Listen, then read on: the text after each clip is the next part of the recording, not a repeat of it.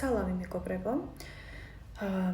ესე იგი, Instagram-ზე ამომიგდო ინფორმაცია, შემხვდა ინფორმაცია იმის შესახებ, რომ ნიდერლანდებში არის შექმნილი სპეციალური სოფელი დემენციის მქონე ადამიანებისთვის.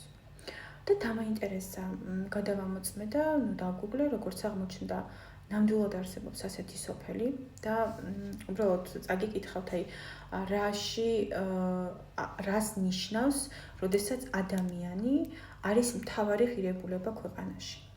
და როდესაც ადამიანის მენტალური ჯანმრთელობა, მისი მენტალური კეთილდღეობა, ფიზიკური კეთილდღეობა ქვეყნისთვის არის პრიორიტეტი და ქვეყნისთვის არის ყველაზე მთავარი. ეს ჰოგევეი, ასე ქვია სოფელს, არის სპეციალურად დემენციის მქონე პირებისთვის შექმნილი სოფელი. იგი დაარსდა 2009 წელს ვეისპში, ნიდერლანდებში, ჰოლანდიური ორგანიზაციის Vivian Care Group-ის მიერ.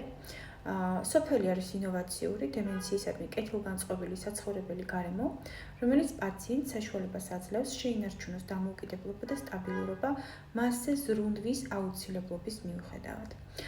ეს სოფელი უზრუნველყოფს იმას, რომ პაციენტები არ იყვნენ რომელიმე ინსტიტუციაში, ეს ხალხი, ვისაც აქვს დემენცია, პირები, ვისაც აქვს დემენცია, არ იყვნენ ინსტიტუციაში, არამედ ცხოვრობდნენ ჩვეულებრივი ცხოვრებით ოჯახურ გარემოში, მათ შორის ჰქონდათ საშუალება, რომ ჩვეულებრივ შოპინგზე წავიდნენ, კაფეშიც წავიდნენ და ამავე დროს მიიღონ ის დახმარება, რაც მათ ესაჭიროებათ.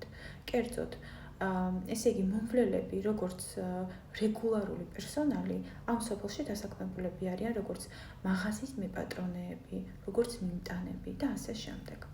და ამავე დროს ადამიანები, რომლებსაც სჭირდებათ დახმარება, ამ სოფელში მცხოვრები ადამიანები, რა თქმა უნდა, ამ დახმარებას 24 საათის განმავლობაში იღებენ. და ოღონდ ისე იღებენ, რომ არ არიან რომელიმე ინსტიტუციაში, რაც ძალიან მნიშვნელოვანია.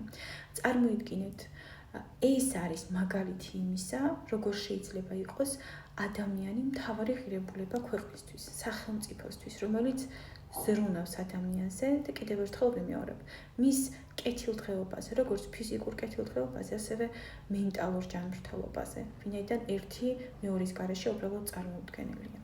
ეს არის ევროპული მოდელი იმ კეთილდღეობის, რომელიც აქვთ ადამიანებს განვითარებულ ქვეყნებში და რომელიც ჩვენ გვინდა, რომ გქონდეს ჩვენს ქვეყანაში.